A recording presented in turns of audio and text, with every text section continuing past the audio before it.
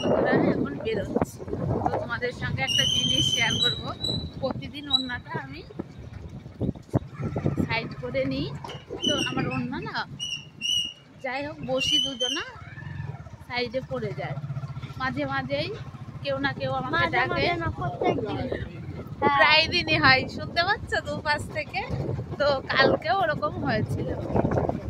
হ্যাঁ জানি অ্যাক্সিডেন্ট হয়, তো আমি তো ইচ্ছা করে করি না, তো যাই হোক হয়ে গেছে, হয়ে যায়।